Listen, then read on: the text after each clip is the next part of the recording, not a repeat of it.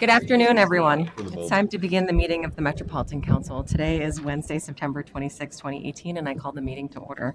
The first order of business is the approval of the agenda. Could I have a motion to approve the agenda? So moved. Second. Any discussion? All those in favor say aye. Aye. Anyone opposed? The motion is adopted. The next order of business is the approval of the minutes from our September 12th meeting. I have a motion to approve those minutes. Move approval. Second. Any discussion? All those in favor say aye. Aye. Anyone opposed? The motion is adopted. Next on the agenda is public invitation for comment. I don't think anyone has signed up. Is there anyone who wishes to address the council?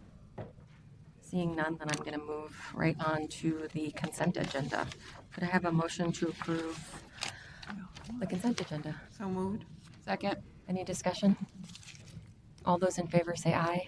Aye. Anyone opposed? The motion is adopted. Then we'll move on to the reports of the standing committees. The first is Community Development. Councilmember Commerce. Thank you, Madam Chair. The committee has two items for the council this afternoon. The first is 2018-244, City of Andover Peterson Farms Comprehensive Plan Amendment.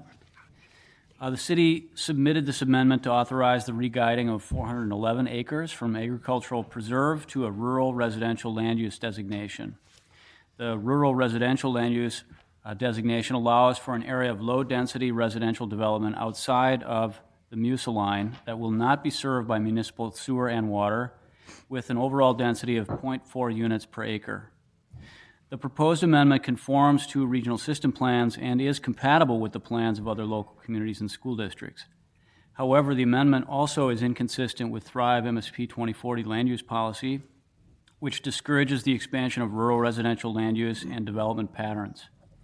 The location of the amendment area lies within the rural residential community designation in the city and is surrounded by other areas guided as rural residential in the city's comprehensive plan. The city's rural residential guiding allows for average residential densities of 0.4 units per acre.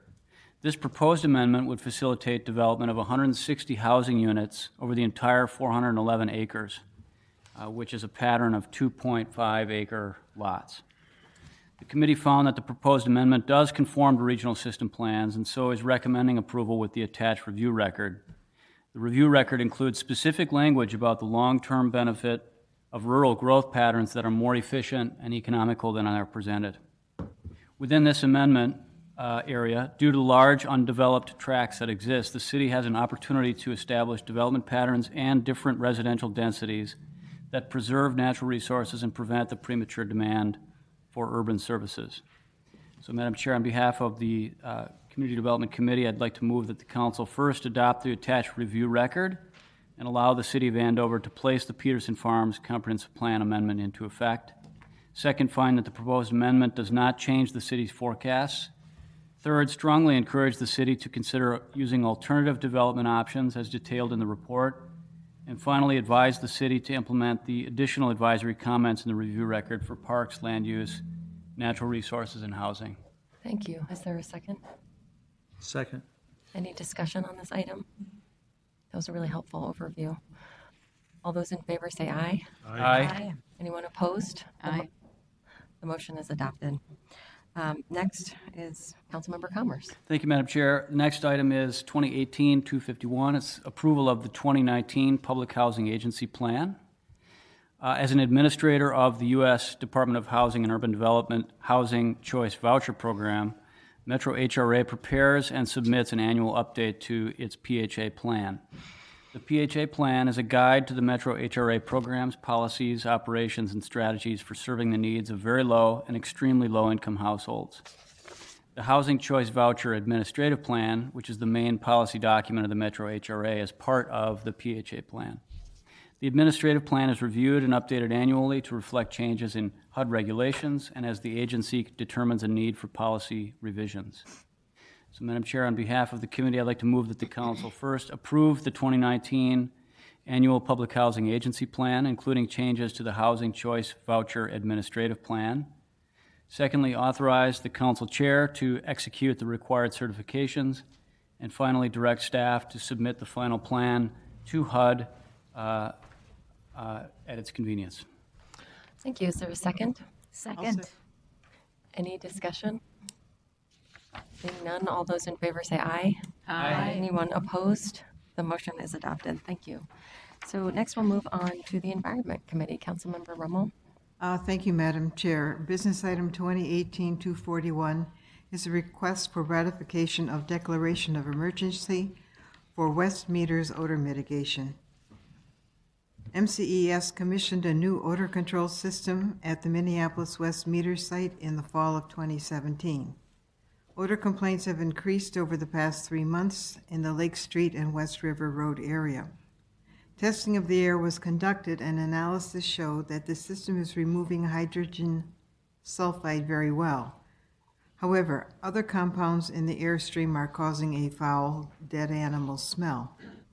The carbon presently being used was not intended to remove these unpleasant odors. To mitigate the problem, a vendor will prepare and ship to the site a tailored carbon blend.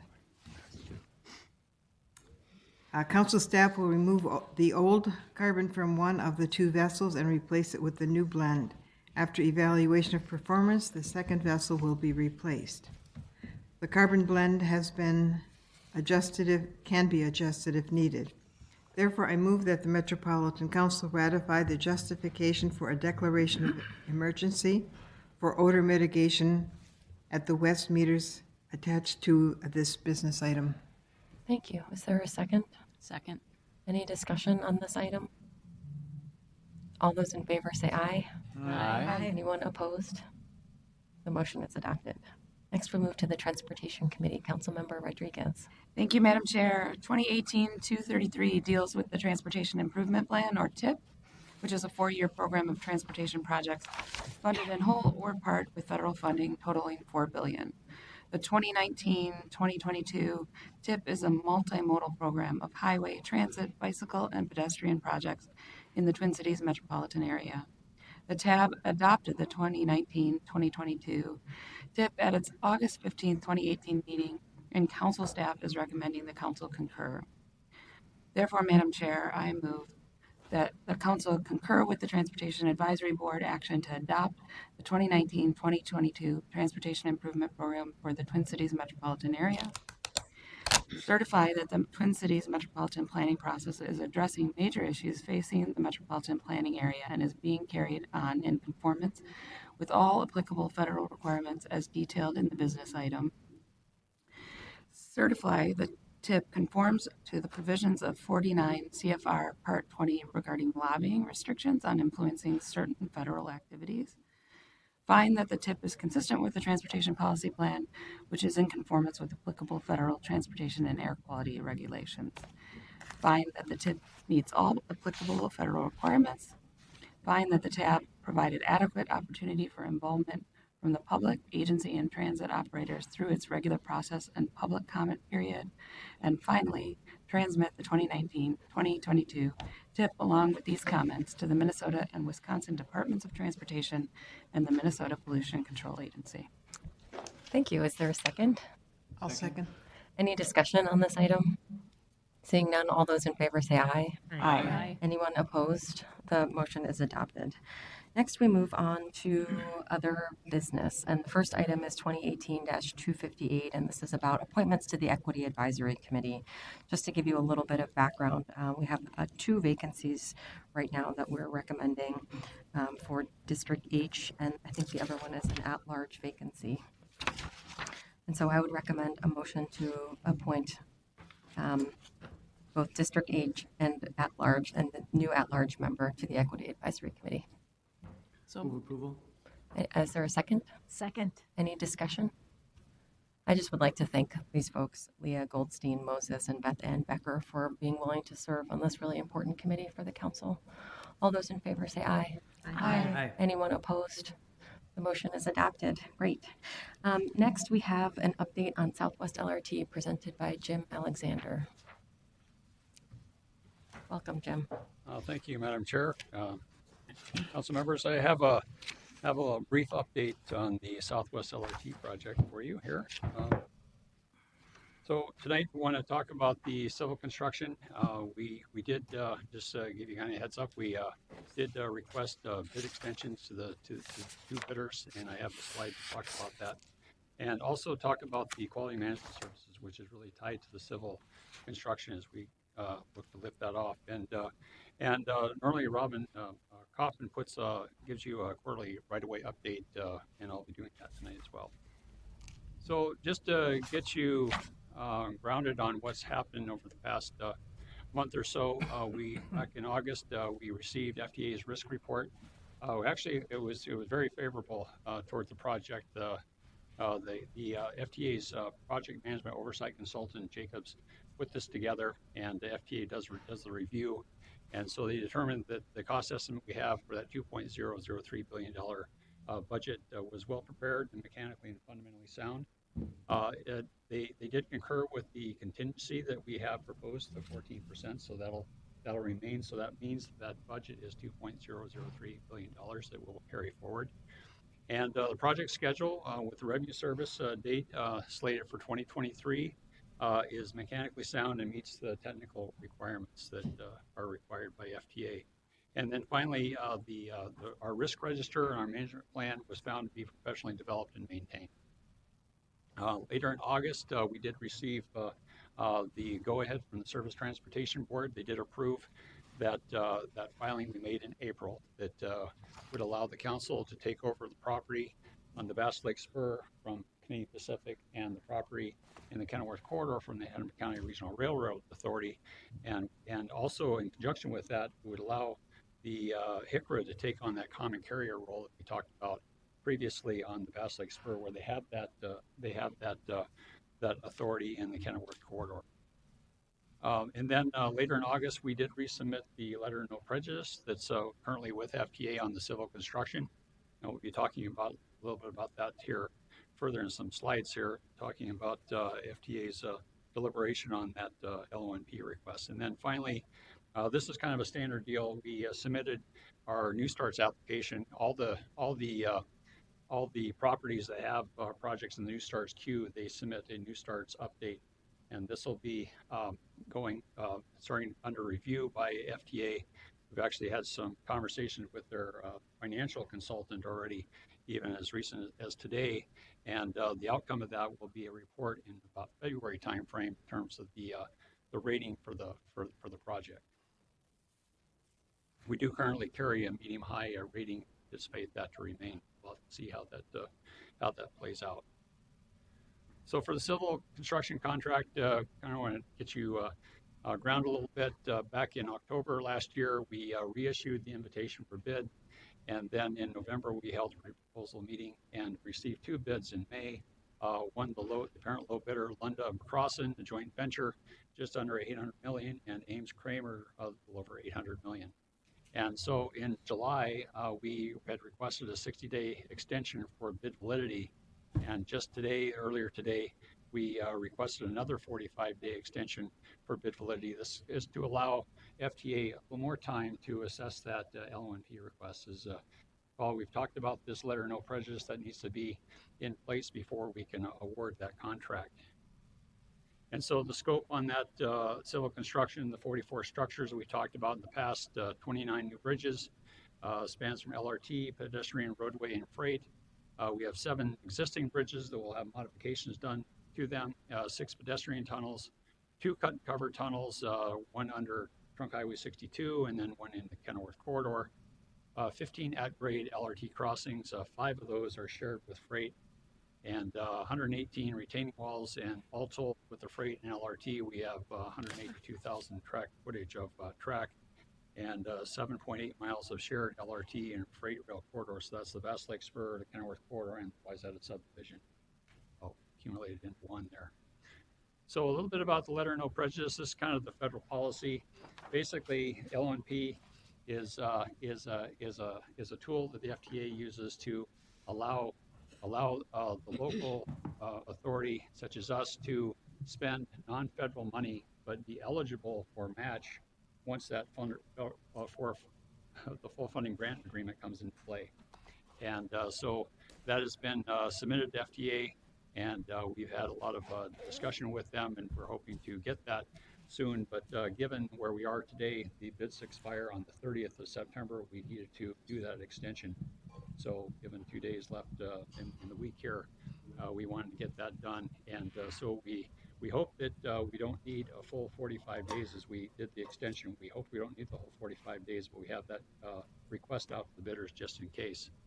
The LONP civil construction request is for amount of 187 million, and that would be to begin construction activities and mobilization and a lot of bridge work. So this is a map that would show that shows the layout of where the early work would start. These blue squares denote where bridge work would want to be had, and I have them listed here. Southwest Station is another other item we want to get early on work. There's a lot of critical activities involved with that station, and then freight rail track work primary in Excelsior Boulevard in the Hopkins area, and also in the Kenilworth corridor area. And then finally, the Kenilworth Tunnel is one of those early items that we want to get working on. So the next steps is we're hopeful that we can receive a letter of no prejudice from FTA, award that civil construction contract, and issue a limited notice of proceed. Would note that part of our process, once we get that LONP from the feds, we will go to the county to seek that approval as well, because that's part of our grant agreement that we would do that. So then we would bring it forward to you all to hopefully award that civil construction contract, and then we could look to begin mobilization and get all that good stuff in construction going here. So I might pause there if there are any questions on civil construction before I move on. Member Dorfman. Madam Chair. Jim, so what's the risk for us if we actually issued bids, started construction before we got the letter of no prejudice? Madam Chair, Councilmember Dorfman, well, the risk is we essentially need to have that LONP to be eligible for federal funding. If we went ahead and awarded the contract and went ahead with that, those monies expended would not be eligible for that federal match. I don't know if that really answers your question. No, I think that does. So even if the LONP was issued later, whatever money had been spent prior to that would not be matched? That's correct. We'd also have to kind of check with the full contract. That kind of gets into a little dicey area with FDA, and I think we need to explore that. They may say, well, the full contract might be not be eligible, but that's something. I don't know if you want to go down that path, but that might be the case if we were to push the envelope on something like that. Thank you. Member Melander. So what happens if, once again, we ask the contractors, and because of a number of concerns that they have, they can't honor the number that they provided to us? And what happens from a timing standpoint? Let's say that, I'm assuming you sent the communication, or the chair has? Yes, Madam Chair, Councilmember Melander, yes, the communication was sent by our CPU today. Okay. That's standard practice. So if they came back and said no, then we would essentially have to evaluate our options, but essentially we'd have to possibly go on a new procurement if they elected not to. Now, we see that this is still a very valid contract. It's a big contract, and we're hopeful that the bidders will stick with us. And we're still trying to manage the FTA process, if you will. And we do feel that I can't say anything's 100% for sure, but we do feel we have a certain level of confidence that we will get this LP. It's just a matter of time it's coming through. And then once we get the contract under award, we would have to talk with the contractor, because everything's kind of set in place right now with the schedule. I remember the freight rail pieces where there's outages and all those type of things. We would have to talk with the contractor once we have it on board to see what that schedule is actually going to look like and how we accommodate that. So, Chairman, I ask one other question. So, talk to me, and you don't have to spend a lot of time, but just about if, in fact, is there two questions? Period of time that the contractor has to say yea or nay, and then, if the unfortunate happens that they say nay, then talk to me about the timing sequence again. Madam Chair, Councilmember Melander, yes, the timing sequence, again, the bids expire on September 30th, which is a Sunday. Mm-hmm. So in our correspondence we sent to the bidders this morning, we requested a response back by Friday. Okay. So that's kind of where we're at with, Okay, so then to complete the, not to be repetitive, but say the unfortunate things that say they do this rather than this. Talk to me about the timing that we have. What are we looking at again? I would assume we go back out to bid. Madam Chair, Councilmember Lander, I believe we'd have to go out to bid again if those. So what are we looking at for time? I would say it's another, 5, 6 months before we'd get somebody on board. It's just the process, because you'd have to give time to get the package out and have some time for bidders, because we'd have to assume it's open field, anybody could bid on it, and give them adequate time to take a look at it. Okay, thanks. Member Munt. Madam Chair, Jim, I am an eternal optimist. A 45-day extension puts us to mid-November. Is there still time this year to do a groundbreaking? Madam Chair, Councilmember Munt, I think there is still a possibility. It may not be real shovels in the ground, but there's certainly some mobilization that would be happening. The challenge is that big contract like this, what we experienced on Central anyway, there was 30, 60 days before there was actually earth turned because of the paperwork that needs to be, a lot of submittals that need to be taking place before they can actually start doing work. But we would do our best to try to get that expedited so we can get the contractor moving as quickly as possible. Any other questions? Okay. Okay. All right, we'll move on to quality management services. So the reason why we're talking about this tonight is that when we come back to the full council for approval on the award of the civil contract, we'll also be bringing this contract as well. This is a professional services contract, and we would it looks to provide the quality management on the construction elements. So there's a QC and a QA, quality control and quality assurance. This entity will be involved with the QA processes, and so we issued a request for proposal back in February of this year, and held the pre-proposal meeting in March and received 2 proposals, one from Braun Intertech and one from WSB. And this is, as I said, a professional services contract, so it falls under the Brooks Act procurement process, and it's really for the consultant to develop a management plan that will be used during the construction of the civil contract, and then also to develop a plan for the quality assurance testing and inspection that they will do for the project on behalf of the council. They'll be performing a lot of critical activity inspections, and oversee civil contractor quality control inspections, and performing on-site testing, such as testing of soils and concrete, those type of things. And maybe I'll pause there a moment if there are any questions on QMS. I don't see any, so go ahead. Okay, so this is our quarterly update on the right-of-way process as of September 24th. In terms of the acquisition complete or title and possession acquired, we have now 100 parcels in our hands, and we have 5 that are the offer has been accepted or settlement is reached, so those are soon to be in that upper category. And then in condemnation currently there are 47 parcels in condemnation, and we have 1 parcel in this final bucket. The offer made, negotiations are underway. So total of 153 parcels all told, private parcels that we're looking to acquire for the project. And this spans from a temporary construction easement to a sliver of property we need to a total acquisition that we would need under those 153. And here's kind of the layout of where they are all located, just to kind of give you familiarity where things are. We typically show this map. So you can see in the blue the 100 acquired, and in yellow the 53 that are in process. And I've had questions before, why are some of these dots away from the alignment? We do have you may recall, Minneapolis improvements in terms of bike and ped access, and so those properties are associated with that MOU that we signed with Minneapolis back in 2014. So the other piece on the right-of-way is the relocation, and so we're moving very well on that as well. We have a total of 179 displacees that we are we're addressing.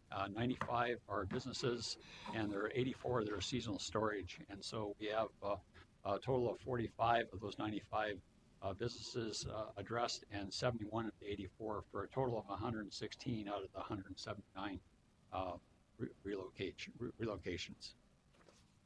I think that might be the last slide on the right-of-way, so I'll, if there are any questions on that piece. Any other questions? No?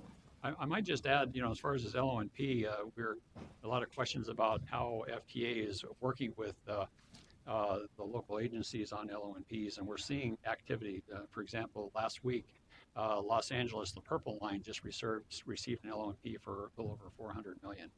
We also know that out in Arizona, Valley Metro in Tempe for I believe a streetcar for a small starts, they had to the tune of about $48 million dollar LONP. So there is activity.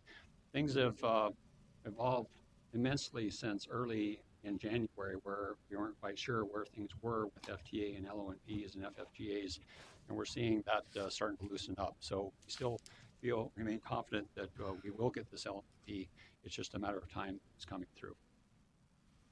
Yeah, I would agree with that. I think we've been, in regular communication with our partners at the FTA and really understanding kind of what's happening both nationally and understanding that the FTA is currently reviewing a number of LONPs, not just ours, but a number of other projects throughout the country. And so there's an opportunity for our project to be, viewed really favorably. I think from a technical readiness standpoint, we're very well positioned, and having met a number of the critical milestones over the last several months with the railroads, with the Surface Transportation Board, and also with the favorable risk assessment from the Transit Administration, I think are all positive indicators of tremendous amount of work that staff have done and put forward to move the project and make it as ready as possible for this moment.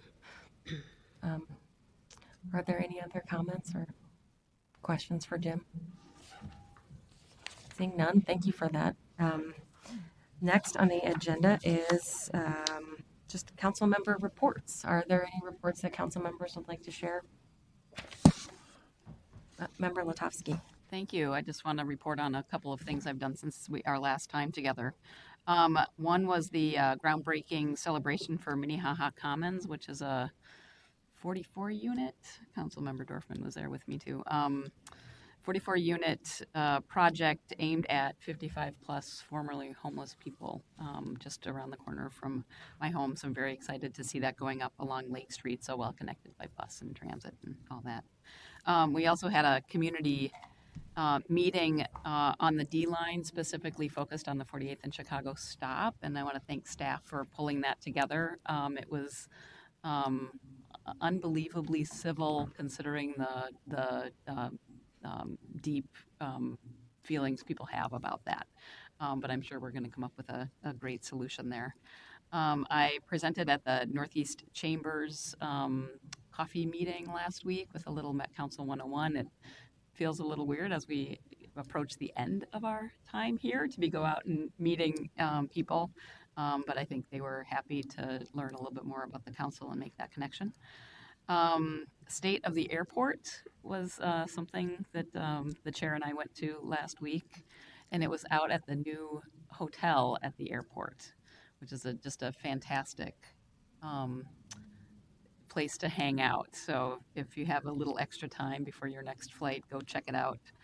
And once you figure out how to get there, either by transit or car or foot, you'll never have to spend that 45 minutes, like half hour trying to do it again. So, and then after this meeting, I'm going to be going to a groundbreaking of Aon project near the Green Line at the Prospect Park stop. And that's another one of the projects that we funded for affordable family housing. So thanks. Great. Other updates? Member Munt?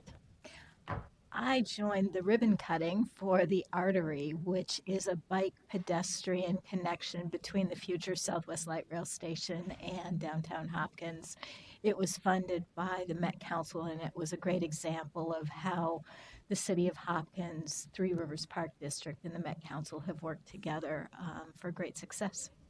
Great. Thank you. Others? Go ahead, please. I guess it was seems like a year ago, but it was a week ago, Wednesday, I was part of a panel at the McKnight Foundation for their project on the Mississippi River, and was able to share some of the initiatives that MCES is doing in terms of collaborations, not only within the organization, but across organizations. And then yesterday, I was at the Sustainable Growth Coalition. It's one of 6 planning meetings. Very fascinating to see all these major corporations in the metro area that are thinking about sustainability and their corporate responsibility. Interesting. Other updates? I would share just quickly that I've had the opportunity to really celebrate an apprenticeship event for Metro Transit, that we were a recipient of some funding from DEED and the Department of Labor and Industry to help us create a registered apprenticeship program for our bus operators. And that's, we have 200 slots, and that gives us the opportunity to bring potential operators in, train them, but also to pair them with a mentor so that during their first year or two on the job, that they really have somebody that they can talk to that really knows and understands their work. So that was an exciting opportunity to celebrate that. And yesterday was another follow-up meeting to the Connected and Autonomous Vehicles Advisory meeting. I know a number of you had expressed some interest in the progress of that committee. Councilmember Reynoso, I think, has taken a leadership role on the Workforce and Economic Development Subcommittee, but they're starting to now really develop the draft report of what the recommendations of this task force should be to the end of this administration to really kind of carry forward in the next administration, hopefully. So if folks are interested in that, definitely let me know, and I can make sure that we get that shared with everyone. Any other updates from anyone? Regional Administration, Council? Oh, no, Member Munt. Madam Chair, if I can add, we had a great Equity Advisory Committee meeting last night. You can expect 2 recommendations coming from the committee, one regarding the Regional Parks Policy Plan and another regarding the Council's equity policy. Excellent. Thank you. Anything else? Oh, Member Schreiber. Yes, thank you, Madam Chair. It's not important meetings that I attended, but we had some very interesting news in Brooklyn Park. There's a potential huge development. This is up by the Target campus on the north end of, hopefully someday, Blue Line Extension, Bottineau. And the estimate is 2,500 employees. It's called some kind of a center, and I think it's similar to when people order things on the computer, and then it goes to a special warehouse, and then it's packaged, and the trucks redistribute, and it's a distribution center. So that is caught everybody's eye, because that's quite a sizable investment that's going to take place at the north end of the border. Excellent. Thank you. All right, so a motion to adjourn. So moved. Second. All those in favor say aye. Aye. Aye. If you would